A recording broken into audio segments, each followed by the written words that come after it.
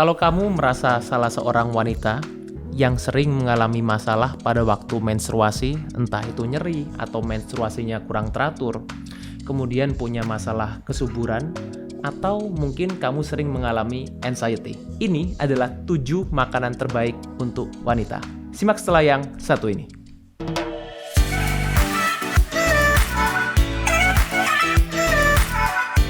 Oke, jadi sebelum masuk ke materinya, saya akan intro dulu, saya perkenalkan dulu yang ada di meja ini. Healthy Cook. Jadi Healthy Cook ini adalah provider makanan sehat yang berdomisili di Surabaya. Jadi ada cateringnya, juga ada cemilan-cemilan sehatnya juga. Spesialisasinya Healthy Cook ini adalah personalized healthy catering.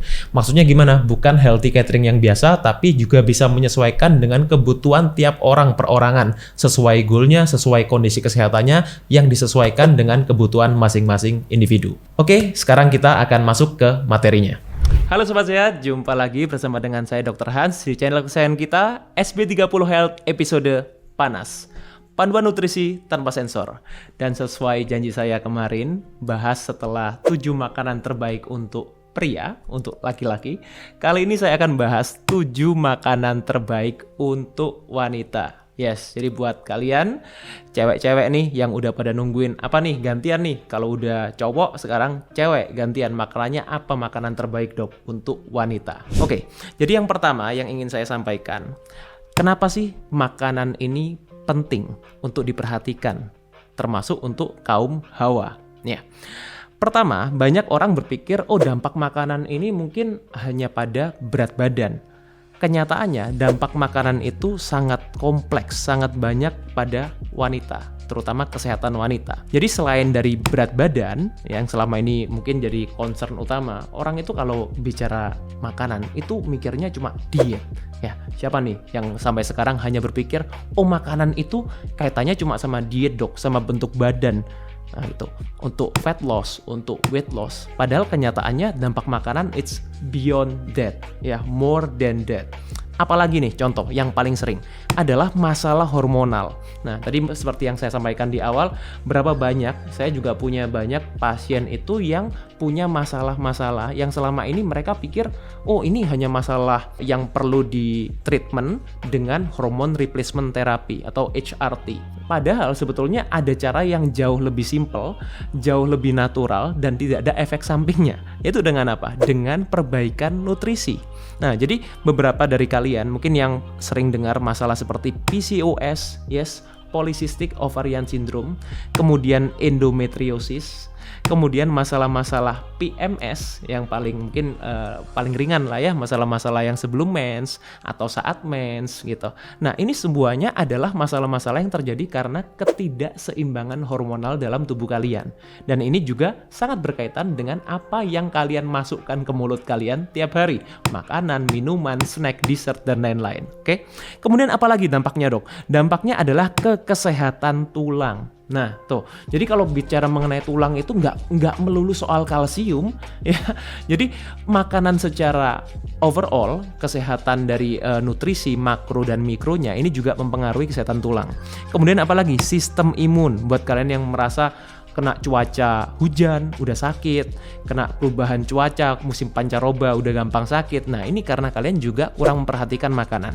Dan yang terakhir, kalau kalian mungkin masih merasa saya sehat-sehat aja dok, saya sehat secara fisik, tapi bagaimana dengan kesehatan mental? Nah nih, apalagi zaman-zaman sekarang nih, banyak sekali orang punya masalah mental health. Nah jadi buat kalian yang punya masalah kesehatan mental, mungkin ada baiknya kalian perhatikan dulu apa yang kalian makan, apa yang kalian minum, ya, untuk kaum hawa nih di sini. Oke, jadi di sini saya akan share apa sih 7 makanan terbaik untuk kalian yang merasa wanita, ya, wanita tulen nih tentunya. Oke. Nah, jadi yang pertama saya akan bahas mulai dari urutan yang nomor 7 dulu, ya. Jadi urutan nomor 7 baru ke urutan yang pertama, the best food-nya. Jadi simak sampai akhir, dan buat kalian yang simak sampai akhir, saya juga akan berikan tips bonusnya. Oke. Makanan yang ketujuh, makanan tersehat untuk wanita adalah beet tops. Nah, beet tops ini apa dok? Beet tops itu daun beet. Jadi sesuatu yang tumbuh di atas beet. Nah, selama ini kan mungkin banyak orang yang tahu beet ini kan sebetulnya bukan buah ya. Beet itu akar, itu beetroot. Tapi yang tumbuh di atasnya itu adalah daunnya. Nah, daunnya ini sangat baik dikonsumsi untuk wanita. Kenapa, Dok? Karena yang pertama, ini adalah sumber kalium yang sangat tinggi ya, sumber kalium, dan kalium ini punya banyak sekali manfaat untuk mencegah craving ya, terutama sugar craving, carbs craving, and anything. Kemudian juga mencegah fat storing, jadi mencegah penumpukan lemak dalam tubuh. Karena apa? Karena untuk menyimpan glikogen dalam tubuh kita perlu kalium. Kalau tidak ada kalium, glikogen kita akan langsung berubah menjadi lemak, disimpan sebagai lemak. Itu. Jadi buat kalian yang concern dengan berat badan, perhatikan asupan kalium. Oke? Yang kedua, ini juga bisa memperbaiki fungsi empedu dan liver. Dimana kalau kita punya liver yang sehat, kita bisa mampu untuk mengubah tiroid yang belum aktif, yang inaktif, menjadi tiroid yang aktif. Jadi mengubah T4 menjadi T3. Itu perlu fungsi liver yang baik ya, dan juga fungsi empedu. Kemudian juga mencegah pembengkakan kaki. Jadi siapa nih yang suka sering duduk lama di perjalanan terutama ya, kemudian kakinya bengkak. Nah, ini juga bisa dicegah dengan konsumsi beet top. Jadi daunnya beet. Oke. Kita move ke makanan yang keenam. Makanan terbaik keenam adalah cuka apel atau ACV, apple cider vinegar. Kenapa? Karena dari data ini wanita terutama yang di atas 30 tahun ini punya prevalensi, punya masalah pencernaan, punya masalah asam lambung, GERD terutama itu paling tinggi dibandingkan pria. Nah, dan cuka apel itu punya fungsi adalah memperbaiki asam lambung. Jadi selama ini buat teman-teman yang berpikir, oh asam lambung atau acid reflux atau GERD itu karena asam lambung kita terlalu asam atau asam lambung kita terlalu banyak. Itu ya, terlalu asam atau terlalu banyak. Kenyataannya tidak demikian ya. Jadi buat teman-teman yang mungkin belum tahu sebabnya kenapa sih penyebab utama dari GERD, bisa tonton di video saya sebelumnya. Saya udah pernah bahas mengenai GERD secara spesifik ya. Di sini saya akan tidak jelaskan secara detail, saya hanya sebutkan untuk poin-poinnya saja. Kemudian juga untuk memperbaiki kondisi LPR. Nih saya juga punya banyak sekali pasien yang punya masalah LPR. Jadi LPR ini adalah ketika GERD kita biarkan lama-kelamaan akan menjadi laryngopharyngeal reflux di sini. Jadi terasa di tenggorokan itu ada terasa yang mengganjal, kemudian sering keluar ini ya lendir juga, itu sering keluar dahak, itu adalah masalah LPR. Siapa nih yang sering mengalami seperti itu? Boleh komen di kolom bawah ya. Kemudian juga cuka apel ini bisa memperbaiki penyerapan nutrisi. Kok bisa seperti itu? Karena untuk menyerap nutrisi yang baik kita perlu punya asam lambung yang baik. Asam lambung itu untuk memecah protein, kemudian juga untuk menarik nutrisi-nutrisi seperti mikronutrisi, vitamin, mineral, dan lain-lain. Kita perlu asam lambung yang kualitasnya baik ya. Kemudian juga untuk mencegah infeksi H. pylori. Jadi orang-orang yang mengalami masalah IBS, irritable bowel syndrome, itu seringkali karena adanya infeksi H. pylori. Kemudian juga untuk meningkatkan sensitivitas insulin, itu juga penting ya. Jadi buat orang-orang yang punya masalah metabolic syndrome, itu seringkali karena akar masalahnya adalah karena resistensi insulin.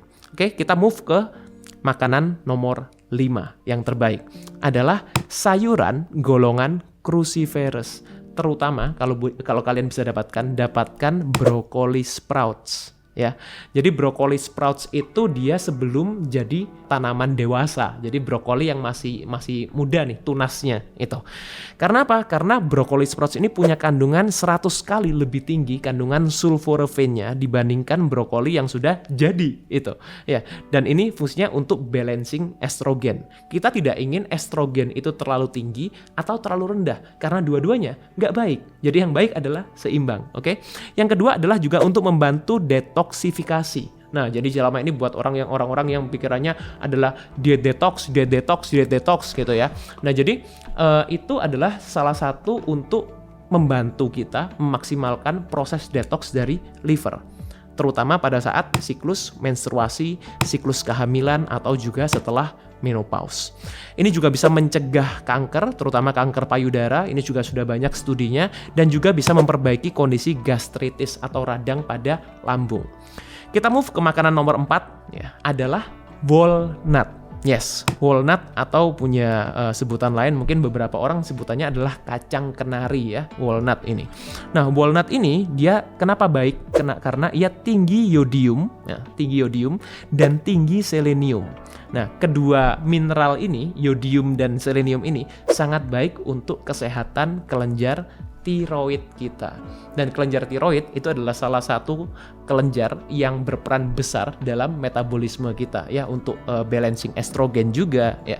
Kemudian juga walnut ini tinggi vitamin E. Yes. Jadi untuk kesehatan kulit ya, mencegah bekas luka di kulit, kemudian menurunkan gejala menopause juga ya. Jadi seperti keringat dingin, palpitasi, insomnia, yang susah tidur. Nah, ini penting banget nih konsumsi walnut ya. Kalau konsumsi kacang-kacangan yang lain gimana dok? Sebetulnya it's okay juga, tapi kalau dari kita bikin rank nih dari antara walnut, kemudian almond ya, kemudian seperti mente, kemudian seperti pistachio, macadamia, and kalau kacang tanah sebetulnya bukan kacang ya. Nah, jadi setelah kita rank, yang paling baik manfaatnya untuk wanita adalah walnut. Kita move ke nomor 3. Apa makanan yang terbaik untuk wanita? Yang ketiga adalah cinnamon dan ginger ya. Cinnamon and ginger, jadi kayu manis dan ginger, jahe ya. Ini adalah dua herbal yang sangat mudah sebetulnya kita dapatkan di Indonesia.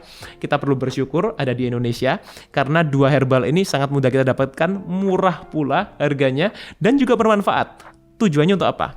Buat kalian yang sering merasa nyeri ya, kram pada waktu mengalami siklus mens ya, entah sebelum maupun pada saat mens, ini bisa meredakan nyeri kalian secara alami dan meredakan kramnya juga pada waktu mens. Karena ginger dan cinnamon ini, kayu manis dan jahe ini bisa menekan produksi prostaglandin yang berlebihan dalam tubuh yang bikin nyeri ya.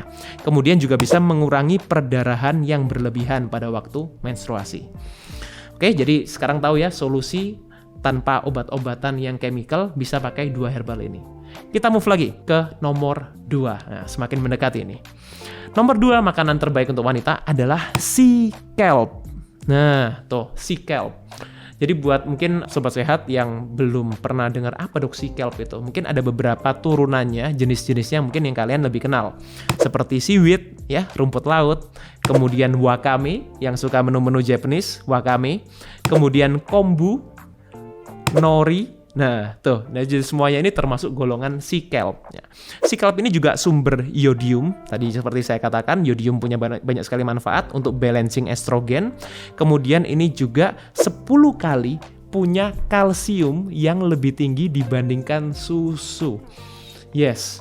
Jadi buat kalian selama ini minum susu tujuannya untuk dapetin yang kalsium tinggi, ya high kalsium, ada sumber kalsium yang lebih baik dari susu. Yes, sea kelp dan golongannya tadi turunannya, ya. Jadi karena susu juga banyak sekali studinya, untuk mendapatkan susu yang baik di Indonesia ini sulit. Ya, jadi banyak sekali justru risiko-risiko atau efek-efek negatif yang kita dapatkan kalau kalian konsumsi susu setiap hari. Jadi kalau kalian tujuannya untuk mendapatkan kalsium, lebih baik dapatkan dari sumber sea kelp ya tadi. Kemudian ini juga tinggi zinc, tinggi selenium, jadi baik sekali untuk kesehatan tiroid seperti yang saya sebutkan tadi. Dan apa dok yang terbaik nomor 1? Siap? Jawabannya adalah alpukat. Yes, alpukat. Nih, jadi buah yang selama ini juga banyak sekali kita dapatkan ya, memang agak musiman, tapi kalau kalian mau cari di tempat-tempat yang banyak sekali panennya itu juga harganya sebetulnya juga tidak mahal. Alpukat ini kenapa sangat baik untuk wanita? Pertama, karena dia menurunkan sugar craving, karena ini juga sumber kalium ya, dimana kita itu satu hari kita butuh kalium itu 4.700 mg itu. Jadi kalau kalian dapatkan dari alpukat ini kontribusinya sudah cukup besar itu. Tapi bukan cuma dari alpukat ya, alpukat adalah salah satu yang paling tinggi. Kemudian ini juga menjaga kesehatan ovarium, yes, kelenjar yang untuk menghasilkan produksi sel telur. Kemudian juga untuk menyeimbangkan gula darah, Jadi supaya tidak terlalu tinggi dan tidak terlalu rendah, ini juga baik konsumsi alpukat untuk menurunkan stres ya, mengurangi anxiety dan juga meningkatkan fokus. Ini juga sangat baik konsumsi alpukat. Dan yang terakhir juga untuk meningkatkan kesehatan kulit karena ini juga kaya akan lemak jenuh tunggal ya, lemak tak jenuh tunggal maksud saya ya. Jadi monounsaturated fat. Ini sangat baik kita konsumsi dari alpukat sumbernya. Nah, sekarang masalahnya, kenapa kok banyak wanita yang mengalami masalah hormonal? Itu jadi masalah-masalah tadi seperti PCOS, endometriosis, dan lain-lain. Pertama, penyebabnya kenapa? Karena banyak sekali sekarang pola hidup itu serba instan. Makan instan, kemudian kalau kita mau cari alternatif kendaraan juga instan, orang malas jalan, ya segala satu olahraga pun sekarang juga ada yang instan, tinggal dipasangin alat, gitu. Ya, jadi banyak sekali orang-orang ini yang sekarang pola hidupnya serba instan, dan pola hidup yang serba instan tadi ini yang menyebabkan banyak sekali gangguan hormonal. Karena apa? Karena manusia itu tidak didesain segala sesuatunya serba instan. Ya, memang memudahkan, tapi ini juga punya konsekuensi di kesehatan. Yang kedua adalah masalah defisiensi nutrisi. Mungkin banyak orang yang masih belum paham apa sih bedanya antara nutrisi dan kalori. Ya, tidak semua makanan yang mengandung kalori itu mengandung nutrisi. Itu. Jadi that's why banyak sekali kalau kita bicara kenapa ada makanan yang high kalori tapi minim nutrisi. Sebaliknya ada makanan yang tinggi nutrisi tapi tidak terlalu tinggi juga kalorinya gitu. Jadi perlu kita acknowledge ya, kita perlu paham mana sih nutrisi yang perlu kita dapatkan, karena kalau kita makan hanya sekedar kenyang, sekedar enak, itu belum tentu kita mendapatkan nutrisi yang kita butuhkan gitu. Jadi apa dok sekarang yang perlu kita lakukan? Nah, saya berikan tipsnya sesuai janji saya tadi ya. Saya berikan 3 tips untuk sobat sehat yang stay sampai terakhir. Yang pertama, hindari makanan ultra proses. Ini yang paling penting ya. Hindari makanan yang ultra processed food atau yang kita kenal selama ini dengan istilah junk food ya, makanan yang tinggi kalori ya, atau bahkan mungkin kalorinya tidak tinggi tapi sangat minim nutrisinya. Gitu. Kemudian juga hindari GMO food ya, makanan yang direkayasa genetik, itu juga sangat banyak sekali sekarang ya yang eksis di marketplace, itu perlu kalian hindari. Kemudian yang kedua adalah penuhi kebutuhan nutrisi. Tadi kalau sudah hindari yang pertama yang kurang baik, sekarang penuhi kebutuhan nutrisinya baik secara makro dan mikro. Jadi jangan cuma makan makanan yang 7 saya sebutkan tadi ya. Jadi tadi bilang mungkin kalau katanya Dr. Hans 7 makanan terbaik, makan 7 itu doang. Enggak seperti itu juga. Ya, jadi tetap penuhi kebutuhan makro kalian. Karena tadi yang saya sebutkan itu kan sebetulnya lebih banyak dari fitonutrisinya. Tapi kalian juga perlu untuk tetap penuhi kebutuhan makronutrisinya. Protein, kemudian lemak gitu ya. Itu yang paling penting. Dan yang terakhir adalah berjalan kaki 30-45 menit tiap hari. Nah, ini juga penting ya, karena yang namanya manusia itu didesain untuk bergerak, bukan untuk mager. Jadi buat kalian yang merasa kaum rebahan, mulailah bergerak. Nggak harus olahraga yang berat. Ya, cukup berjalan 30-45 menit. Kalau bisa jalan itu di tempat yang banyak tumbuh-tumbuhan, banyak pohon, banyak tanaman, kita menghirup oksigen, kita mendapatkan nature itu ya. Jadi itu punya banyak sekali manfaat. Mungkin buat kalian yang ingin tahu manfaat berjalan, next mungkin akan saya bahas. Buat yang tertarik mungkin bisa tulis di kolom komen. Saya akan bahas next mungkin apa sih manfaat dari jalan kaki yang selama ini kita mungkin berpikir jalan kaki itu ya biasalah, nggak ada yang terlalu istimewa. Sebetulnya jalan kaki itu punya banyak sekali manfaat. Buat yang tertarik bisa tulis di kolom komen, next akan saya bahas. But for now, ini semoga bisa diterima ya, semoga bisa bermanfaat juga buat sobat sehat, terutama yang punya pasangan wanita atau mungkin yang punya ibu ya, atau punya saudara, atau mungkin sobat sehat sendiri yang wanita yang mengalami masalah-masalah ini. Semoga 7 makanan terbaik ini bisa di-apply dan bisa membuat sobat sehat lebih sehat ya. Semoga bermanfaat, stay fit and stay healthy. Dan sesuai janji saya kemarin, bahas setelah 7 makanan terbaik untuk pria, untuk laki-laki, kali ini saya akan bahas 7 makanan terbaik untuk wanita. Yes, makanan yang ke-7, makanan tersehat untuk wanita adalah beet tops. Nah, beet tops. Beet tops ini apa, Dok? Beet tops itu daun beet. Makanan terbaik keenam adalah cuka apel atau ACV, apple cider vinegar. Makanan nomor 5 yang terbaik adalah sayuran golongan cruciferous. Terutama kalau kalian bisa dapatkan brokoli sprouts ya. Kita move ke makanan nomor 4 ya, adalah walnut. Walnut atau punya sebutan lain, mungkin beberapa orang sebutannya adalah kacang kenari ya. Kita move ke nomor 3.